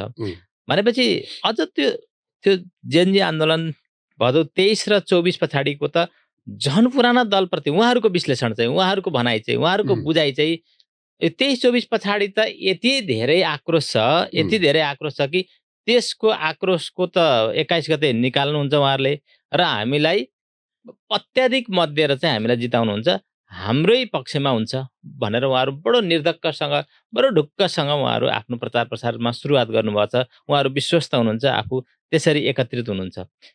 यो पाटो धेरै हदसम्म ठिक छ। होइन, यस्तो उहाँहरूलाई अहिले बढी चाहिँ नि एउटा उत्साहित भएको पाइन्छ होइन। हामी तिनवटा मिलेपछि त अब सम्पूर्ण राज्य नै हाम्रो चाहिँ हातमा आइहाल्छ नि, सबै जनताले हामीलाई भोट नहालेर अरू कसलाई हाल्छन् र भन्ने उहाँहरूलाई परेको छ। त्यो चाहिँ भ्रम पनि हो हेर्नुहोस्, किनभने मान्छेले चाहिँ हरेक चाहिँ बेलामा उत्तिकै चाहिँ नि विश्वास गरेर मत दिइहाल्छ भन्ने हुँदैन क्या। यदि सचिएर आए पुराना पार्टीहरू पनि सचिएकालाई हाल्ने भन्नेहरू ठुलो पंक्ति छ त, लाखौं लाख पार्टी सदस्य भएका पार्टीहरू छन्, तर विशेषतः तिनवटा पार्टीहरू। यी पार्टीका चाहिँ नि जिम्मेवारीमा रहेका लाखौं लाख पार्टी सदस्य र कार्यकर्ताहरूले त उनीहरूलाई त समर्थन गर्दैनन् नयाँ वैकल्पिक भनिएका शक्तिलाई। यहाँनिर नि जस्तो चाहे त्यो नेकपा एमालेमा होस्, चाहे त्यो चाहिँ नेपाली कांग्रेसमा होस्, चाहे त्यो अर्को नेपाल कम्युनिस्ट पार्टी, यहाँभित्र पनि त्यो अघि तपाईँले भने जस्तै कसैको आशमा, कसैको तापमा, कसैको केही प्रलोभनमा परेर चाहिँ अहिलेसम्म ल त ल भनेर छ। अब चाहिँ तपाईँले भने जस्तै त्यही विगत लामो समयदेखि 2 काल 3 कार्यकाल भएको छ, त्यही सांसद बनेको छ, त्यही सदस्य भएको छ, त्यही माथिल्लो तहमा पुगेको छ, त्यो तलको मान्छे अत्यन्तै रुष्ट छन् के, अत्यन्तै रुष्ट छन्। त्यसो हुँदा चाहिँ अब सधैँभरि उसलाई किन दिनु पर्यो, देऊ नयाँ भनेर त्यही हिजोको सक्रिय कार्यकर्ताको रूपमा रहेका जुनसुकै पार्टीका पनि भोलि एकपटक चाहिँ देखाइदिनु पर्यो भनेर त्यो मनस्थिति बदलिदिन सक्छन्, आफ्नो मनस्थिति बदल्न सक्छन् भन्ने उहाँहरू तर्क छ क्या। त्यही त हो, त्यो तर्कलाई चाहिँ नि हृदयगम गरेर यी पुराना भनिएका पार्टीका नेताहरूले, नेतृत्वले तपाईको आफूलाई सच्याउनै पर्छ, आफूमा करेक्सन ल्याउनै पर्छ र उम्मेदवारी छनौटदेखि नै र जनतालाई अब अपिलिङ गर्ने तौर तरिका पनि पुरानो शैलीबाट होइन, नयाँ शैलीबाट उम्मेदवार सबै नयाँ ल्याएर बिग्रिसकेर सुन्नु सर, अहिले जस्तो यो समानुपातिकको नाम बुझाउने क्रममा त्यहीबाट चाहिँ विवाद चुलिन थाल्यो रे। त्यसमा मैले पनि हेरेँ, नेपाली कम्युनिस्ट पार्टीले चाहिँ एउटा प्रष्ट उसले चाहिँ नीति नै के बनाइदियो भने हिजो सांसद मन्त्री भएकाहरू या पालिकाका पदाधिकारी भएकाहरू कसैले पनि समानुपातिकको सूचीमा दाबी पनि नगरेर उहाँहरूलाई राखिने पनि छैन भनेर ती बाहेकका सांसद मन्त्री र पालिकाका पदाधिकारी भएका बाहेकका मानिसहरूलाई मात्रै समानुपातिकको बन्द सूचीमा राखेर हिजो पेश गरिसक्यो 110 जनाको नाम। त्यसैबाट प्रष्ट देखिन्छ कि कम्तीमा नेपाली कम्युनिस्ट पार्टीले चाहिँ यो जेनजी आन्दोलन पछाडिको चाहिँ एउटा करेक्सनमा यो आयो है भन्ने देखियो। नभए त्यहाँ पनि त थियो होला नि त, अरू पार्टीको हेरे एमाले कांग्रेसमा चाहिँ पुरातनवादी ढङ्गबाटै मान्छेहरू चाहिँ सिफारिस गरेको देखिएको छ, सांसद मन्त्री भएका पालिकामा भएका मान्छेहरू नै सिफारिस गरेको देखिएको छ। हो, यही त हो जनताले बुझ्ने। एउटा कुरा पुराना भनेर सबै उस्तै हुँदैन है भन्ने कुरा चाहिँ जनताले अब बुझ्न जरुरी छ र नयाँ भन्ने बित्तिकै पुराना भन्दा चाहिँ असल अब्बल हुन्छन् भन्ने कुरा पनि हामीले ठान्नु हुँदैनौँ। यी नयाँसँग के भिजन छ, के मिसन छ, यिनीहरूले राष्ट्रलाई कहाँ पुर्याउँछन्, अहिले भएको राष्ट्रका चाहिँ राष्ट्रिय समस्याहरू, बेरोजगारीका समस्याहरू, उद्योग धन्दा कल कारखानाहरूको चाहिँ अभाव जुन छ नि, यो चिजलाई जादुको छडी जस्तो आजको भोलि कसरी चाहिँ यिनीहरूले चाहिँ पुरा गर्छन् भन्ने कुरा चाहिँ हामीले बजेटसँग पनि हेर्नुपर्छ। नेपाल त चाहिँ सीमित स्रोत साधन भएको चाहिँ देश हो, त्यो चिजलाई युटिलाइज गर्ने कुरामा भ्रष्टाचार नियन्त्रण गर्ने सबैभन्दा प्रमुख कारण हो, के अरे प्रमुख कुरा हो। यसमा एकदमै प्रतिबद्धता उनीहरूको के हो होइन। त्यहाँ पनि हिजो त उनीहरूको पृष्ठभूमि हेर्दा कतिपयका धेरै कुराहरू छन् नि त, किन आजै पनि मुद्दा खेपिराख्नु भएको छ नि त रवि लामिछाने त। एउटा भ्रष्टाचार केसमा मुद्दा खेपिरहनु भएको छ। यो मुद्दाले उहाँलाई भोलि निर्वाचनमा जाँदा कति जनताले राखराख्ती पार्ने हुन् त्यो हेर्न बाँकी नै छ। हेर्नुहोस्, हिजो उनलाई अलिक बढी चाहिँ यो जेल सारी दुःख दिएर चाहिँ उनलाई चाहिँ छिनोफानो गर्दिनन् भन्ने कुराको एउटा चाहिँ नि प्रतीकात्मक रूपमा रवि जेलबाट छुट्दा रवि बाहिर आउँदा सहानुभूति प्रकट भएको, त्यो गर्नु हुँदैन थियो। मेरो पनि व्यक्तिगत कुरा चाहिँ त रविलाई कुनै मुद्दा लागेको भने त्यो मुद्दाको किनारा एउटै जेलमा राखेर पूर्वपक्षका लागि धुनमा राखेर उनको एकै ठाउँबाट यो बिडाउने पुरै चाहिँ अड्डा सार गरेर देशभरि घुमाएको छ झन् बढी चाहिँ नि के अरे त्यो गरेको छ त्यो चाहिँ नि पुरानो सरकारले गरेको सरकारको नालायकीपन हो यो पुरानो सरकारले गरेको चाहिँ रविलाई फाइदा भयो त्यसले चाहिँ फाइदा पुग्या हो नि त अनि तपाईँको कुलमानको चाहिँ नि हेर्नु छँदा खाँदाका चाहिँ नि एउटा चाहिँ नि ब्युरोक्रेसीमा बसेर राम्रै काम गरे भन्ने एउटा मेसेज दिइराखेका मान्छे चाहिँ एकाएक उनी आज चाहिँ तपाईँको जेन्जी विद्रोहको चाहिँ एउटा नेताको रूपमा उनी आउनुपर्ने र त्योबाट चाहिँ मन्त्री हुनुपर्ने ठाउँमा त्यो कसले ल्यायो भन्दा त्यो पनि पुरानै पार्टीका चाहिँ कमजोरीका कारणबाट भएको छ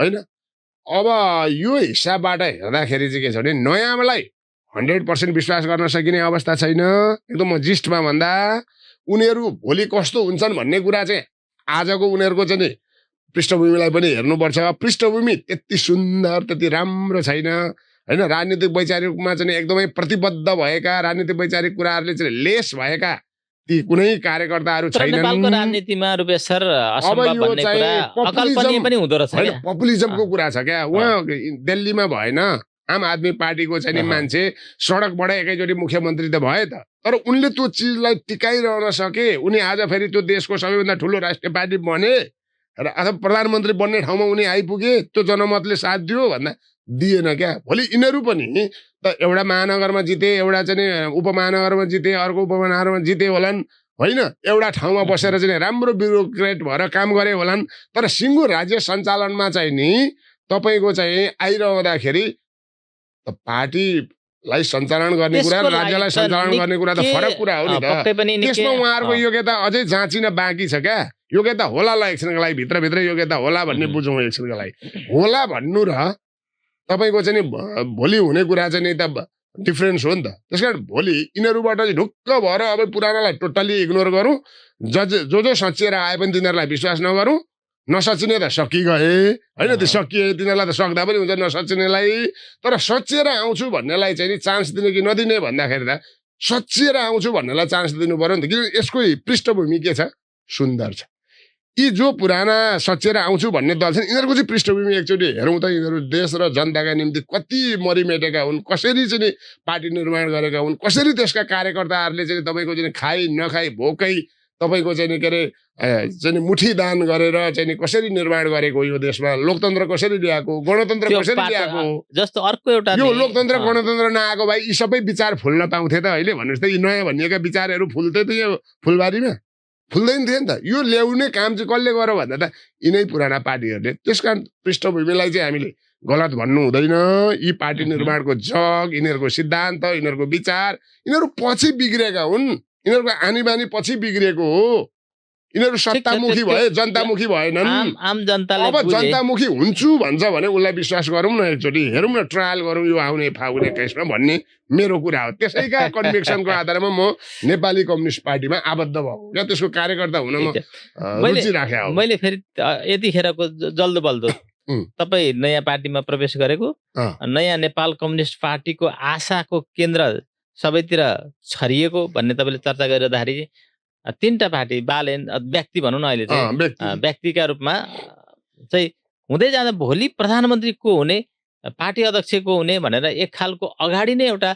माइन्ड मेकअप गर्नु भनेको राम्रो कुरा हो कि यो चाहिँ मलाई राम्रो लागेन किन भन्नु न त पहिलो त पछि झगडा हुन्छ हाम्रो आफू पनि झगडा हुन्छ बरु यसलाई चाहिँ एउटा कार्यदिशा तयार पार्नु भनेर नेपाली उखान चर्चित नेपाली उखान भनौँ न नानी पाउनु कहिले कहिले कोक्रो बुन्नु अहिले भोलि नानी राम्रोसँग जन्मिन्छ जन्मिँदैन जन्मियो भने कस्तो जन्मिन्छ के हुन्छ अहिले कोक्रो बनेर रेडी गरिराख्ने कुरा चाहिँ त उहाँहरूका लागि भोलि प्रतिपादक पनि हुनसक्छ किनकि त रवि लामिछाने पार्टी सभापति हुने प्रधानमन्त्री अर्को हुने नेपालको हिस्ट्रीमा तपाईँले हेर्नुभयो भने गिरिजा र किसुनजीको त्यसैबाट फाटो आएको हो माधव नेपाल र चाहिँ केपी ओली झलनाथेरको तीबाट फाटो आएको छ एउटा चाहिँ नि अध्यक्ष हुने अर्को चाहिँ नि के अरे प्रधानमन्त्री हुने जुन जुन जुन बेला प्रस्तावहरू अगाडि सारेका थिए यी दलहरूले पुरानो हिस्ट्री हेर्नु एकचोटि त्यतिखेर टोटल्ली फेलर भएको छ भनेपछि यिनीहरूको पनि त्यो चिजको नजिरलाई हेर्ने हो भने यिनीहरू भोलि फेलर हुनेछ त्यहाँ फेरि ठुलो घच्चा मच्ची भएर झै झगडा भएर संसदीय दलको नेता चाहिँ नि अध्यक्षै हुनुपर्छ पार्टी सभापति रवि लामिछाने नै हुनुपर्छ अनि जो संसदीय दलको नेता हुन्छ उही चाहिँ प्रधानमन्त्री हुनुपर्छ भन्ने विषय त्यहाँ उठ्दैन होला र उठ्छ नि यदि नउठ्ने भए त अहिले नै प्रधानमन्त्रीको कुरा किन चाहिएको थियो त भन्नु त त त्यो पार्टीले चुनाव जितिसके पछाडि त्यो दलको चाहिँ नि के अरे एउटा चाहिँ नि निर्णयबाट भोलि फलानु प्रधानमन्त्री हुने भन्दा नि हुन्थ्यो। त आजै प्रधानमन्त्रीको कुरा चाहिँ नि महानगरको पुरा कार्यकाल सकेका छैन बालेनजीले, अब प्रधानमन्त्रीका निम्ति चाहिँ त्यो पद त्याग गरेर, त्यो त पद त्याग गर्नुपर्छ निर्वाचन उठ्ने भएपछि, त्यो पद त्याग गरेर त्यो जिम्मेवारी आधा नै पुरा नगरिकन गर्नुहुन्थ्यो होला, अझै राम्रो गर्दै हुनुहुन्थ्यो। देशमा विषम परिस्थिति आयो, त्यसलाई सम्बोधन गरे भन्ला नि त। जनताको माग, जेनजीको माग भन्नुहुन्छ उहाँले। अहिले भन्ने भनेको जेनजीको माग चाहिँ बालेन प्रधानमन्त्री भावी भनेको हेर्न चाहन्छौँ भनेको छ नि, त्यस कारण म आएँ भन्नुहुन्छ। ठिक छ, त्यसलाई पनि हामीले मान्न सक्छौँ, मानौँ, किनभने एउटा व्यक्तिप्रति आशावादी हुनु भनेको त्यो राम्रो कुरा हो होइन। तर उहाँहरूले भोलि चाहिँ नि यो हामी मिल्न सकेनौँ भने चाहिँ, हामी मिल्न सकेन भने चाहिँ फेरि हामी पहिलेकै पार्टी जस्तै हुन्छ नि, हाम्रो पत्ता साफ पार्छन् भन्ने कुरा त चेत त आउँछ कि। अब रविकै पार्टीमा तपाईँको हेर्नुहोस्, हिजो भर्खर गठन भएको पार्टी चाहिँ तपाईँको फेरि चाहिँ मान्छेहरू कसरी छोडेर हिँडे कि नै हुनुहोस् त। परिवारजी छोडे, एकजना सुमना श्रेष्ठ छोडे, जसले राम्रो काम गरेका थिए। परिवार दलितको छोरा, एकदमै राम्रो वैचारिक राजनीतिक क्षमता भएका मान्छे रहेछन्, तिनले पनि त्यो पार्टी चाहिँ अब मैले सोचे अनुरूप भएन भने, सुमनाले चाहिँ भएन भने उनी लोकप्रिय शिक्षा मन्त्री भएकी हुन् होइन। भनेपछि त्यो पार्टीमा पनि त कहाँ त्यस्तो देखिएको छ त। त्यहाँ पनि उनीहरूको चार्ज त के छ भने वान म्यान आर्मी जस्तो पार्टी बन्दैछ रवि लामिछानेको भनेरै चार्ज लगाएर निस्किए। भनेपछि अब बालेनलाई पनि के छन् भने आम जनतासँग प्रत्यक्ष सम्पर्क र घुलमिल चाहिँ नहुने, खालि फेसबुकमा लेखेर चाहिँ जनतालाई अपिलिङ गरेर पुराना कुरा चाहिँ देखाएर आफूप्रति जनमत आकर्षित गर्ने कुरा गर्छ। तर भोलि फिल्डमा चाहिँ आएर उसले सानो चाहिने के अरे एउटा गाउँको चाहिने पुल पुलेसा बाटो पैनी चाहिने गरिब दुखीहरूको चाहिँ के अरे चाहिँ जीविकोपार्जनका कुराहरू यसले गर्छ त कि यो भाग्ने हो यतिकै टर्चरमा चाहिँ भन्ने पनि मान्छेलाई उत्तिकै आशंका छ क्या। त्यसकारण अहिले नै हामी नेपाली जनतालाई म के भन्न चाहन्छु भने अहिले नै हामी 100% अब पुराना गलत र नयाँ चाहिँ अब एकदमै ठिक भन्ने ठाउँमा पनि नपुगौँ, एकदमै एनालाइसिस गरेर होइन यिनीहरूको विगतको पृष्ठभूमि अनि यता पुरानाको पनि विगतको पृष्ठभूमि, अहिले वर्तमानमा को सच्चियो को सच्चिएन, त्यसभित्र कस्ता उम्मेदवार दिए, पटक पटक चाहिँ सुविधा लिएका अवसर लिएका चाहिँ भ्रष्टाचार गरेका भ्रष्टाचारीलाई दिए कि बा निट एन्ड क्लिन उम्मेदवार दिए हो, यसरी छानेर जसले राम्रा राम्रा उम्मेदवार र फ्रेस क्यान्डिडेट दिएको छ होइन, युवा उमेर समूहमा दिएको छ, तिनीहरूलाई चाहिँ भोट हालौँ, तिनीहरूलाई जिताउँ होइन। जसले चाहिँ त्यो पुरानो कुराको निर्धनता दिएर चाहिँ भ्रष्टाचारी समाजका चाहिँ विकृति विसङ्गतिमा चाहिँ के अरे त्यो हालमा चाहिँ चुर्लुममा डुबेका यस्ता खालका चाहिँ व्यक्तिहरूलाई उम्मेदवारी दिएको छ भने तिनीहरूलाई हराउँ। त्यो त हाम्रो नैसर्गिक अधिकार हो। ठिक राम्रो मान्छेलाई जिताउने, नराम्रोलाई हराउने भनेकै यो निर्वाचन हो। त्यसकारण हामी दल भनेर नहेरिकन राम्रा मान्छे जहाँ छन् त्यहाँ जिताउँ, नराम्रा मान्छे जहाँ छन् त्यहाँ हराउँ भन्ने हिसाबबाट गइयो भने पनि भोलि राम्रा मान्छे जाँदा त तपाईँको चाहिँ समाजमा चाहिँ हामीले चाहे जस्तो, जनताले चाहे जस्तो राज्य सञ्चालन होला नि त, हुन सक्छ भन्ने होला र आशावादी पनि हुनुपर्छ क्या। फेरि तपाईँकै नगरमा तपाईँकै जिल्लामा फर्क्यौँ त एकपटक। तपाईँ नेकपा नेपाल कम्युनिस्ट पार्टीको महाबद्ध भइसकेपछि, सदस्यता भइसकेपछि अरू कति सङ्गठन विस्तारमा लाग्नुभयो?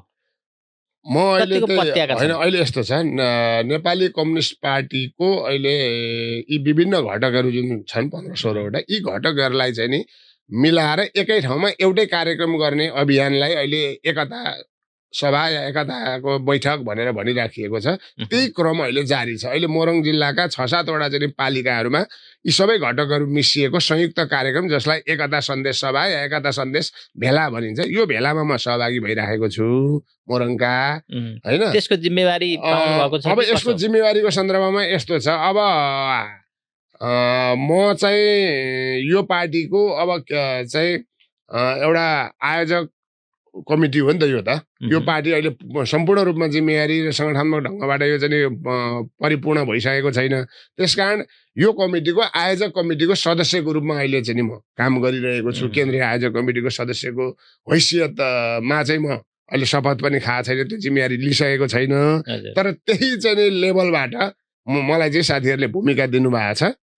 केन्द्रीय आयोजक समितिको सदस्यको चाहिँ हैसियतको एउटा जिम्मेवारीबाट मलाई चाहिँ काम गर्ने एउटा वातावरण बनाउनु भएको छ। त्यसैको उसमा म चाहिँ अहिले काम गरिरहेको अवस्था छु र मान्छेहरूलाई आबद्ध गर्न अपिलिङ गरिरहेको छु।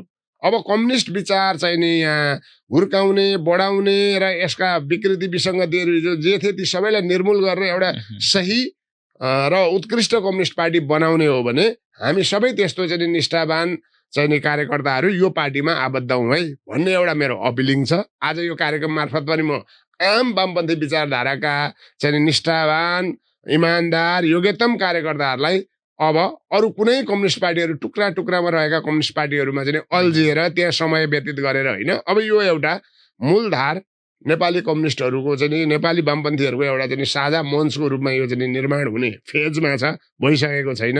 यसमा सबै आबद्ध हौँ र कम्युनिस्ट पार्टीले हिजो गरेका गल्ती कमजोरीहरूलाई पनि अब संश्लेषण गर्ने विश्लेषण गर्ने र नयाँ कुरा लिएर जाउँ होइन। हिजोका कुराहरूलाई आत्मआलोचित हुँदै जनताका बिचमा जाउँ। हिजो हामीबाट पनि धेरै गल्तीहरू भएका छन्। यी पार्टीमा आबद्ध भएका जो सेवा सुविधा अवसर र सत्तामा पुगेका छौँ, यी पार्टीहरू पुगेका छन्। त्यहाँ हुँदाखेरिका विकृति विसङ्गतिहरू जुन चाहिँ छन् ती सबै त्यागेर अन्त्य गरेर अब चाहिँ नि म भन्ने ठाउँमा हामी भन्ने चिजबाट गाइडेड भएर अगाडि यो पार्टीलाई चाहिँ लाउँ, यसको नेतृत्वलाई लैजाउँ। त्यसका निम्ति तपाईँ हामी आशावादी भएर एकपटक फेरि नेपालमा हिजो चाहिँ नि 2/3 मेजोरिटी ल्याउन सक्ने वामपन्थी विचार यो मुलुकमा छ। अहिले पनि आधार प्रशस्त छ। कम्युनिस्ट पार्टी यहाँ हुर्किने बढ्ने र यसले चाहिँ नि तरक्की गर्ने ठाउँ छ। त्यो एकदमै हिजो अस्ति भर्खर 75 को निर्वाचनमा त्यो देखिएको त्यो चिज आज बिग्रिँदाखेरि त्यसलाई समेट्न नसक्दाखेरि नेताहरूमा चाहिँ एक खालको चाहिँ नि वैचारिक राजनीतिक र तपाईँको शैलीगत समस्याहरू आउँदाखेरि ती चिजहरू चाहिँ विभिन्न ठाउँमा भड्केका छन्। अर्को भड्केका आत्मालाई अब यहाँ ल्याउँ। अर्को कुरो नि रुपेश सर, जस्तो त्यो पार्टीले कुनै अर्को पार्टीको व्यक्ति अथवा त्यो जिल्लाको उपल्लो तहको कार्यकर्ता त्यो पदमा बसिरहेको मान्छे अथवा यो व्यक्ति चाहिँ प्रखर व्यक्ति हो हामीलाई काम लाग्छ भनेर सोचिरहेको मान्छे त्यो पार्टीमा जानु त्यो पार्टीको लागि निकै राम्रो कुरा हो। सँगसँगै म यो पार्टीमा आउँदैछु, मेरो साथमा अरू यति धेरै व्यक्तिहरू आउँदैछन्, कार्यकर्ताहरू आउँदैछन् भन्ने पनि गरिन्छ। त्यो तपाईँ सँगसँगै अरू थुप्रै कार्यकर्ता गएन यस्तो एकदमै मैले यो अघि जुन भने र अर्को एउटा सँगसँगै मैले अर्को पनि प्रश्न राखेँ। भोलि गएर चाहिँ नेकपा एमालेबाट रुष्ट भएका केही अहिलेकै यो महाधिवेशनबाट रुष्ट भएका केही व्यक्तिहरू पनि रुपेश कतिवटाले ल्याउँदैछ अरे भन्ने कता कता पार्टीले अपेक्षा गरेको घाराघुरा सुनिन्छ। एकदम डेफिनेटली त्यो उहाँलाई पनि तान्दै हुनुहुन्छ अरे भन्ने कुरा छ। यसलाई प्रश्न पार्नु डेफिनेटली यो यस्तो हुन्छ। पार्टीमा चाहिँ नि आबद्ध हुने दुईटा चाहिँ नि तरिका देखिएको छ अहिले नेपालमा या चाहिँ नि दक्षिण एसियामा।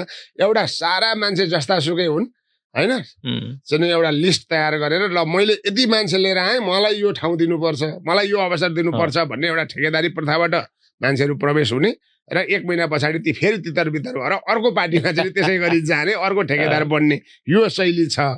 तर मेरो हकमा के हो भने म एउटा कम्युनिस्ट विचारधाराबाट ओतप्रोत भएको चाहिँ त्यसबाट गाइडेड भएको एउटा कार्यकर्ता हुँ, कम्युनिस्ट कार्यकर्ता हुँ। ममा कुनै लोभ लालच र अवसरको लागि त्यत्रो ठुलो मोह मसँग छैन होइन। त्यसो भएकोले गर्दा मैले यति वर्ष चाहिँ नि एउटा अनुभव मैले हासिल गरेको छु कम्युनिस्ट पार्टीमा लागिरहँदा, त्यसको विद्यार्थी सङ्गठनमा लागिरहँदाखेरि। यो मेरो अनुभव र मेरो यो निष्ठा, यो त्याग, यो इमान्दारिताबाट प्रभावित भएर यस्ता मान्छेहरू कहाँ लाग्छन् त्यो ठाउँमा मान्छे आउने एउटा जमर्को गर्छन्। त्यो जमर्कोलाई मैले खालि उत्प्रेरित मात्रै गरिदिने हो, यो यथार्थ कुरा बताइदिने मात्रै। यहाँ सही छ, यहाँ ठिक छ, तपाईँ हामी जस्ता मान्छे अट्न सक्ने ठाउँ यो चाहिँ हो है भनेर मैले अपिलिङ गर्ने हो। म त एउटा नेतृत्व पनि हो नि त, म त एउटा चाहिँ पार्टीको जिम्मेवार ठाउँमा हिजो नेतृत्व पनि गरेका मान्छे हो नि त। त्यसकारण मैले चाहिँ ठेकेदारी प्रथाबाट होइन, राजनीतिक वैचारिक साङ्गठनिक हिसाबबाट कार्यकर्ताहरू चाहिँ कम्युनिस्ट विचारधाराबाट चाहिँ नि के अरे सिन्चित भएका कार्यकर्ताहरू चाहिँ यो पार्टीमा आबद्ध हुनुपर्छ भन्ने अपिलिङ गरिरहेको छु। मलाई लाग्छ यो निर्वाचनसम्ममा म चाहिँ जसरी हिजो एउटा कार्यक्रम मार्फत म चाहिँ समाहित भएँ यो पार्टीमा, मलाई लाग्छ मोरङमा मात्रै यसको प्रभाव पर्दैन, एउटा देशैभरि। किनभने म हिजो अनेरा सेवीको केन्द्रीय कमिटीमा म 10 वर्ष चाहिँ नि नेतृत्व लेभलमा काम गरेको मान्छे हो। 77 जिल्लामा मेरा चाहिँ साथीभाइहरू छन्, कलिग्सहरू छन्, कार्यकर्ताहरू छन्, मैले चाहिँ सङ्गठित गरेका साथीहरू, सबै ठाउँमा यसको असर र प्रभाव पर्छ भन्ने कुरामा म ढुक्क छु। त्यसो हुँदा निकट भविष्यमा एउटा ठुलै लहरको एउटा ठुलै समूह फेरि पनि प्रवेश गरेको भइ पो राखेको छ। यो त दिनानुदिन जस्तो चाहिँ नेकपा एमालेका चाहिँ जस्तो सचिवहरू नै भन्दा हामी 3टा सचिवहरू अहिले यो पार्टीमा आएको छौँ। दोलखाको पार्टी सचिव पूर्व एमालेको पार्टी सचिव उहाँ पनि यसमा आइपुग्नु भएको छ, म आइपुगेँ होइन, अर्को चाहिँ नि पार्टी सचिव पनि अर्को जिल्लाको पनि आउनुभयो। यसरी चाहिँ 3टा सचिवै मैले सुनेको। अब नथाहा पाएका अरू केन्द्रीय सदस्यहरू पनि आइराख्नु भएको छ यता पश्चिम सुदूरपश्चिमबाट होइन। र अब कार्यकर्ताहरू चाहिँ नि तपाईँको बिस्तारै अब त्यो पार्टीभित्र जुन अहिले ध्रुवीकरण छ, अहिले अस्ति चाहिँ प्यानलाइज भएर जुन 2टा ध्रुव चाहिँ बन्यो, एउटा सत्तासीन चाहिँ ध्रुव भयो भने अर्को चाहिँ विपक्षमा बसेको ध्रुव हो। त्यहाँभित्रबाट एकदमै न्यूनतम नगण्य मात्रामा मान्छे त्यहाँ चाहिँ केन्द्रीय कमिटीमा अटाउन सक्नुभयो। बाँकी चिजको जिम्मेवारीको कुरा हुँदैन। त्यहाँ जिम्मेवारी नभइसके पछाडि मान्छे कति वर्षसम्म जिम्मेवारी बेगर बस्छ, किनभने अधिवेशन आउन त अरू 4 वर्ष पर्खिनुपर्छ। भनेपछि जिम्मेवारी बेगर कुनै पनि कम्युनिस्टको कार्यकर्ता रहन सक्दैन, जुन त्यो मबाटै पुष्टि भएको छ। म पनि 3 वर्ष चाहिँ जिम्मेवारी बेगर रहन खोजेँ, तर जिम्मेवारी बेगर रहनु भनेको आफूलाई निष्क्रिय पार्नु, आफूले राखेको उद्देश्य समाज परिवर्तनको लक्ष्यलाई छोड्नु होइन, क्रान्तिकारीपनलाई चाहिँ के अरे भुत्ते बनाउनु र आफू चाहिँ एउटा सामान्य चाहिँ नि केही नजानेको केही नबुझेको जस्तो भएर पनि बस्न सकिँदो रहेछ। त्यसो भएकोले गर्दा अब यो पार्टीमा आबद्ध हुने क्रम निरन्तर जारी छ, अझै चाहिँ यो आउँछ। हिजो मात्रै पनि सुन्नुभयो होला चाहिँ नि त्यो अब नयाँ खालका मान्छे पनि आइरहेको छ नि त, नागरिक उन्मुक्तिको पार्टीको चाहिँ पनि हिजो चाहिँ समाहित हुँदैछ। त्यो भित्र पनि कति स्वार्थ छ भन्ने कुरा। अब कम्युनिस्ट विचारभन्दा बाहिरका चाहिँ शक्तिहरूसँग त म विश्वास गर्न सक्दिनँ होइन। कति ती ठिक छन् कति ठिक छैनन्। जस्तो यहाँसँग कुराकानी गर्दा त कति घण्टा कति बित्छ थाहा छैन, तर पनि अब हामीसँग समयले छोटो छ। एक खालको आँकडा हजुर अनुमान हजुर अब फागुन 21 मा चुनाव त हुन्छ नि होइन। फागुन 21 मा सबै कुरा एज इट इज रहिराखो, अहिलेकै अवस्था जस्तै रहिराखो भने चुनाव हुने निश्चित छ। यदि बीचमा फेरि केही समस्याहरू तनावहरू आउँदैनन् भन्न सकिँदैन। केही तनाव र केही समस्याहरू आउँछन्। किन आउँछन् भन्दाखेरि यो नेपालको राजनीति चाहिँ नेपालको राजनीतिक शक्तिबाट मात्रै निर्देशित र परिचालित हुँदो रहेछ। यहाँ चाहिँ बाह्य शक्तिहरूको समेत यसमा नजिकबाट एकदमै पेनिट्रेसन भएको हामीले हिस्ट्रीदेखि नै आजसम्म पाइराखेका छौँ। त्यसो भएकोले गर्दा अब बाह्य शक्तिहरूले चाहिँ नेपालमा होइन, अब ठिक छ नेपाली जनताहरू चाहिँ नि एकजुट भएका छन्, नयाँहरू पनि एक ठाउँमा आए, पुरानाहरू पनि सचिने क्रममा छन्। यिनीहरूलाई आफ्नो राजनीति आफै गर्ने ढङ्गमा सहजीकरण मात्रै गरौँ भन्ने ठाउँमा आइपुगे। निश्चित तोकिएको समयमा निर्वाचन हुन्छ, त्यही अनुसारको राष्ट्रिय चाहिँ नि के अरे भावना अनुसार नै चाहिँ निर्वाचित हुन्छन् सांसदहरू र सरकार त्यही अनुसार बन्छ होइन। यसलाई अझै अस्थिर बनाएर हामीले लिनुपर्ने फाइदा अझै धेरै छ। अझै यसलाई अस्थिर बनाएर चाहिँ एउटा यो निर्वाचनलाई भङ्ग गराएर चाहिँ अथवा सारेर केही बेनिफिट लिन सकिन्छ भने लिउँ भन्ने खालको चाहिँ सोचाइमा त्यो बाह्य शक्ति त्यसरी गइदियो भने चाहिँ गाह्रो छ भन्ने तपाईको गइदियो भने चाहिँ आखिरी धेरै ठुलो रहेन रहेछ नि त नेपालमा त चाहिँ केही बिगार्नलाई त अस्ति चाहिँ 7-8 घण्टैमा सम्पूर्ण चाहिँ समाप्त भएको हो नि त। त्यसो भयो भने नि चुनाव भयो भनेदेखि त्यो राजनैतिक दलहरूको 1, 2, 3 क्रमाङ्क कस्तो हुन्छ होला? अब यो त अनुमान हो, प्रक्षेपण हो। तपाईको प्रक्षेपण अब मैले चाहिँ न्युट्रल भएर भन्नुपर्दा है, म कुनै पार्टीको कार्यकर्ता नभएर भन्नुपर्दा एउटा स्वतन्त्र विश्लेषकको आधारमा यो मैले भनेको कुरालाई चाहिँ बाहिर पनि कसरी चाहिँ बुझ्न सक्नुहुन्छ भने यो नेपाली कम्युनिस्ट पार्टीमा आबद्ध भएको मान्छेले बोलेको कुरा आफ्नो हित अनुकूलको, आफ्नो पार्टीको स्वार्थ अनुकूल बोलो भन्ने ठम्याइ हुन सक्छ। तर त्यो भन्दा धेरै चाहिँ न्युट्रल भएर म कुनै कार्यकर्ता चाहिँ नभएको हिजोको 3 वर्ष जुन म न्युट्रल भएर बसेको थिएँ त्यस्तै भएर मैले चाहिँ भन्नुपर्दा पपुलिस्ट चाहिँ नि एजेन्डा र नाराहरू लिएर यी नयाँ शक्तिहरू पनि आइराखेको अवस्था छ। यिनीहरूको बाक्सामा पनि यसपटक भोट पर्ने नै सम्भावना भोट पर्ने सम्भावना नै देख्छु। अब अर्को सचिएर आएको शक्ति नेपाली कम्युनिस्ट पार्टी, जहाँ धेरै चाहिँ नि घटकहरू यसमा आबद्ध भएका छन्, यो शक्ति पनि बलियो नै भएर आउँछ। जनताले यसलाई पनि विश्वास गर्छन् भन्ने मेरो अर्को दोस्रो निष्कर्ष छ। अब तेस्रो काङ्ग्रेस एउटा तपाईँको नेपालको सबैभन्दा पुरानो पार्टीमा पर्छ होइन। बिपीको भनेर भन्नुहुन्छ उहाँहरूले भन्दाखेरि नै बिपीले भनेको चाहिँ नि कारणले अहिले पनि म त्यही काङ्ग्रेसमा रुखमा भोट हाल्दैछु भन्ने मान्छेहरू चाहिँ त्यो पुस्तौनी ढङ्गबाट सरेर आएको जनमत त्यहाँ छ। त्यहाँ नयाँ क्रिटिकल मान्छेहरूको चाहिँ नि भन्दा पनि त्यहाँ पुस्तौनी एउटा चाहिँ नि एउटा ट्रेन्ड छ। त्यो ट्रेन्डबाट त्यो शक्तिको पनि त्यो खालको मतदाता उसले नै लिन्छ। ती मतहरू यताउति हुँदैनन् अलग थलग। त्यस पछाडि अर्को शक्ति नेकपा एमाले, जसले आफूलाई चाहिँ नि जबरजस्त ढङ्गबाट म पनि कम्युनिस्ट नै हुँ भनेर चाहिँ नि एकदमै दाबीका साथ चाहिँ नि अगाडि बढिरहेको छ त्यसको नेतृत्व हैन। तपाईले घुमाउरो पाराले चाहिँ कसरी अब यसरी तपाईले भनेको कुरा हेर्दा- चाहिँ म भन्नु कि तपाईले भन्नुहुन्छ थाहा छैन। तपाईँले भनिदिनुहोस् न के बुझ्नु भएको छ एकचोटि जनताले पनि बुझ्नुहुन्छ यो विषय। तपाईको भनाइ अनुसार चाहिँ नयाँ दल नम्बर 1 मा जाने भए नयाँ दलहरू, नम्बर 2 मा नेपाल कम्युनिस्ट पार्टी आउने भए, नम्बर 3 मा चाहिँ नेपाली कांग्रेस आउने भयो, नम्बर 4 मा चाहिँ नेकपा एमाले हुने भयो भनेर तपाईको सुरुको व्याख्या गरेको अनुसार यो भन्न खोज्नु भएको हो अथवा के हो ठ्याक्कै भन्नुहोस्। यही भन्न खोजे होइन, किनभने म ज्योतिषी पनि होइन होइन एउटा राजनीतिक विश्लेषक हो, राजनीतिक कार्यकर्ता हो।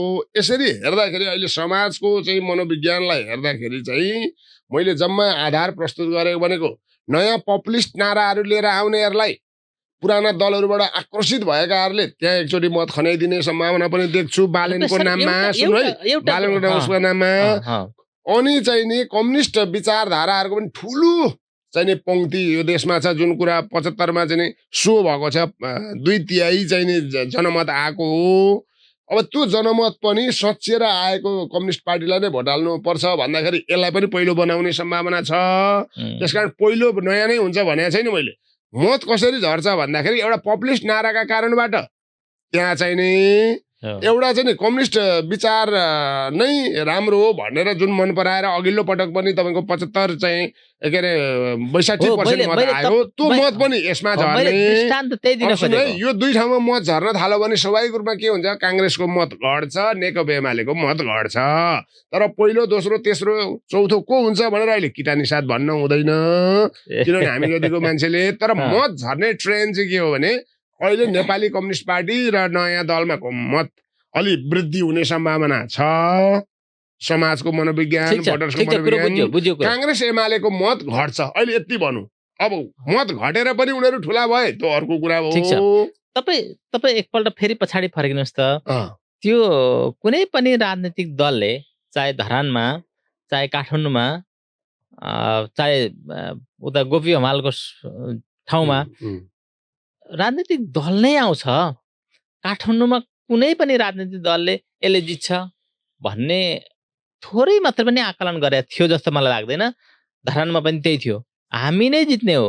उहाँहरू आफ्नै किसिमको दाबी थियो, तर परिणाम अनपेक्षित रूपले चाहिँ आयो भनेपछि भोलि गएर चाहिँ भएको हो। तर त्यसको आधार चाहिँ पहिलेदेखि निर्माण भएको थियो, किन पुराना पार्टीका नेताहरूमा चाहिँ गलत संस्कार व्यवहार र आचरण चाहिँ र उनीहरूबाट परिवर्तनको एजेन्डालाई चाहिँ जसरी कार्यान्वयनमा लानुपर्थ्यो त्यो नलगेको कारणले आधार बनिरहेको थियो। त्यो आधारमा टेकेर पपुलिस्ट नाराका साथ पुरानालाई विरोध गर्दाखेरि मत आयो त्यहाँ, त्यसरी उनीहरूले जितेका हुन्। त्यसो भयो भने त नेपाली जनता अलि बढी प्रभावित हुने रहेछ। त्यही भएर अहिले पनि के भने नेपाली जनता, त्यही भएर त म भन्छु त नेपाली जनताले यो हामीले भने जस्तो एकदमै समग्र विश्लेषण गरेर मत हाल्दैन।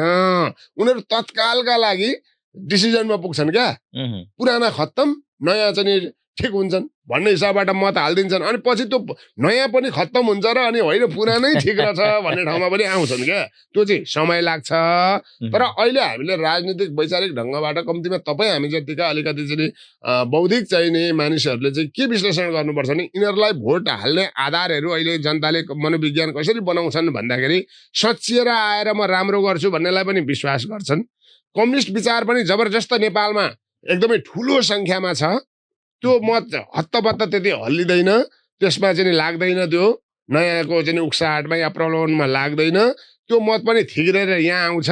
त्यस पछाडि चाहिँ अब नयाँ मतदाता थपिएका छन्, नयाँ मतदाता 9 लाख थपिएका छन् यसरी है। त्यसमध्ये 5 लाख पुरुष छन्, 4 लाख चाहिँ महिला छन् एराउन्डमा। अब हो यो नयाँ मतदाताहरूले चाहिँ निर्णायक रोल गर्नेवाला छन्, कसलाई पहिलो कसलाई दोस्रो कसलाई तेस्रो बनाउने भन्ने चाहिँ नयाँ मतदाताले गर्छन्। अब नयाँ मतदाताहरू स्वाभाविक रूपमा यी पुराना राजनीतिक पार्टीहरूको चाहिँ संरक्षण, यिनीहरूको गाइडेन्स, यिनीहरूको चाहिँ साङ्गठनिक जीवनभित्र नबाँधिएका हुनाले यिनीहरूले चाहिँ अलिकति रिजल्टमा तलमाथि पार्ने सम्भावना देख्छु म। नयाँहरूले नयाँ खोज्छन् भनौँ न, एक हिसाबले हेर्दा नयाँले नयाँलाई भोट हाल्ने सम्भावना पनि देख्दैछु म। त्यसो भए तर पुराना भोटर्स जुन छन् 9 लाख बाहेककाहरू लगभग कति 1 करोड 70 लाख होइन अहिले त 89 हो नि त 1 करोड 89 लाख हो गएर अहिले टोटल मतदाता 1 करोड 70 लाख भनेका त हिजो यिनै पार्टीहरूलाई भोट हाल्दै आएका हुन् आफ्ना आफ्ना ठिक छ। पार्टीका बक्सामा भोट हालि नै हाल्छन् कति सहभागी हुन्छन् कति हुँदैनन् कति के हुन्छन् ठिक छ अब हामी कार्यक्रम टुङ्ग्यौँ कि अझै अब गफ यहाँलाई के लाग्छ टुङ्ग्याउने भए टुङ्ग्यौँ हजुर अब धेरै लामो पनि बोलिराख्नु बोल्नुभन्दा अब काम गर्नु जरुरी छ अब बोलेर भन्दा काम गरेर देखाउन जरुरी छ म त्यो पक्षमा छु मलाई धेरै बोल्न यो धेरै ठाउँमा चाहिँ मलाई प्रस्तुत हुन पनि त्यति मन लाग्दैन तर बोल्दा म सत्य कुरा बोल्छु सत्य कुरा सबैलाई पस्दैन आलोचना र गाली पनि खान्छु मलाई लाग्छ अब यो प्रसारण हुँदै जाँदाखेरि तपाईँका समर्थकदेखि लिएर आलोचक त थुप्रै त आउला नि त आकर्षित हुन्छन्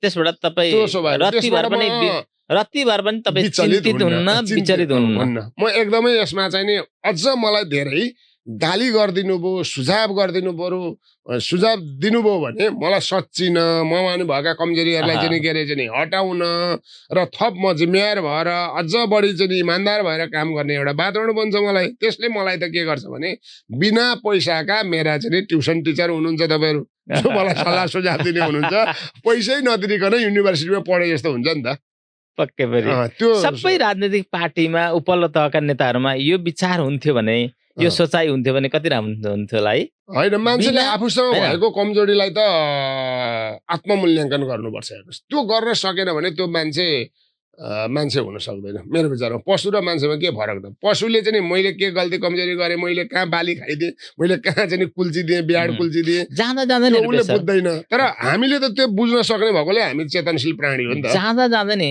रुपेश सर हजुर नेकपा एमालेमा ईश्वर पोखरेलको समूह भनौँ न हजुर एक किसिमले समूह हजुर उहाँहरूको चाल कदम सोचाइ विचार के होला छोटकरीमा भन्नुहोस् त यसलाई अब मैले प्रत्यक्ष उहाँहरूको नेतृत्वसँग म तपाईँको अन्तरात्माले के दिन्छ अन्तर्क्रियामा त छैन तर मेरो अन्तरात्माले के भन्छ भन्दाखेरि उहाँहरू पनि म जस्तै त्यो पार्टीभित्रको नेतृत्वको हैकमवादी सोच चिन्तन र चाहिँ के अरे व्यवहारका कारणबाट होइन यथास्थितिवादी चाहिँ व्यवहारबाट आजित भएर नेतृत्व परिवर्तन गर्ने कुरालाई एकदम सङ्गठित ढङ्गबाट उहाँहरू लाग्नु भएको हो त्यसमा अहिले असफलता प्राप्त भएको छ अब 4 वर्षसम्म उहाँहरू त्यो पार्टीको नेतृत्वमा आउने सम्भावना छैन त्यसैले 4 वर्षसम्म उहाँहरू एउटा मान्छे क्रियाशील भइरहेको गतिशील भइरहेको एउटा नेता कार्यकर्ता चाहिँ तपाईँको चाहिँ ढुक्कले घरमा नाति नातिना छोराछोरी या चाहिँ आफ्नो व्यापार बिजनेस गरेर बस्ने अवस्था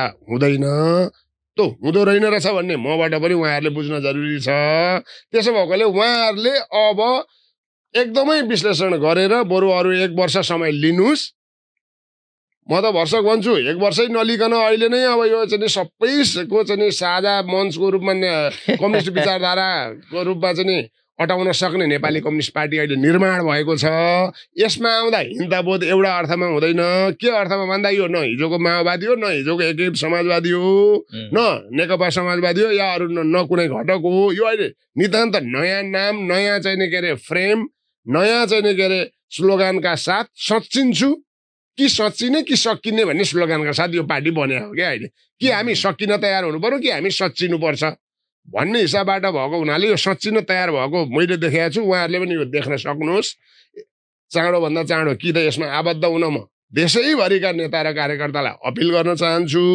हुनसक्छ यो सानो मान्छेले धेरै ठुलो कुरा गरौँ भन्ने लाग्न सक्छ तर विचार भनेको विश्लेषण भनेको तर्क भनेको सत्य भनेको सानाले बोले पनि त्यो सत्य नै हो होइन त्यो ठुलाले बोल्दा मात्रै सत्य सानाले बोल्दा चाहिँ त्यो असत्य हुन्छ त्यो चाहिँ कच्चा हुन्छ भन्ने कुरा चाहिँ यो चाहिँ पुरातनवादी शैली हो बाउले छोरालाई विश्वास नगर्नु अथवा छोराले चाहिँ केही जानेको छैन बुझेको छैन यसले गल्ती मात्रै गर्छ भन्ने जुन एउटा मानसिकता हामीमा छ त्यो चिजलाई अन्त्य गरेर अब छोराहरूमा डिपेन्ड हुनुपर्छ भन्ने मेरो चाहिँ मान्यता हो अथवा जोसँग ज्ञान छ जोसँग नलेज छ जसले तर्कसङ्गत कुरा गरेको छ त्यसका पछाडि लागौँ कि न कि यो चाहिँ नि पुरानाले जे भन्यो त्यसमा चाहिँ हिँड्नुपर्छ भन्ने कुरा चाहिँ छोडिदिउँ भन्न चाहन्छु त्यसकारण उहाँहरू कि त अब नयाँ एउटा चाहिँ फेरि चाहिँ क्रान्तिकारी कम्युनिस्ट पार्टी निर्माण गरेर उहाँहरू अगाडि बढ्दा पनि भयो एउटा विकल्प उहाँहरूलाई सुझाव कि चाहिँ यही नेपाली कम्युनिस्ट पार्टीभित्र उहाँले सम्भावना देख्नुभयो भने आफ्नो उपस्थिति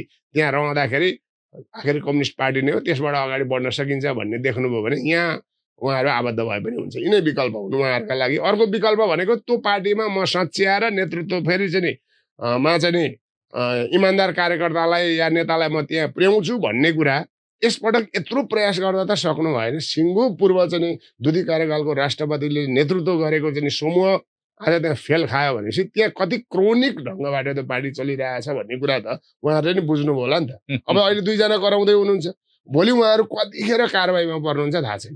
अवसरबाट त उहाँहरू वञ्चित हुनुहुन्छ योगेश र चाहिँ गोकर्ण त। अब उहाँहरू कहिले कारबाहीमा पर्नुहुन्छ भन्ने कुरा मात्रै चाहिँ अर्को सुन्न बाँकी छ क्या। भनेपछि त्यो ठाउँमा चाहिँ अब उहाँहरूको चाहिँ सम्भावना म देख्दिनँ। अब कि त केपी ओलीमै एउटा ठुलो चमत्कारिक चाहिँ सद्बुद्धि पलाएर अब होइन मैले आजसम्म जे गरेँ गलत गरेर छु, अब म चाहिँ नयाँ ढङ्गबाट जान्छु र नयाँ साथीहरूलाई अब जिम्मेवारी दिएर अगाडि बढ्छु भन्ने ठाउँमा आउनुभयो भने फेरि त्यसमा सम्भावना रहन्छ। ल रुपेश सर, खुसी लाग्यो। धेरै पछाडि हामी यसरी कुराकानी गर्न पाइयो।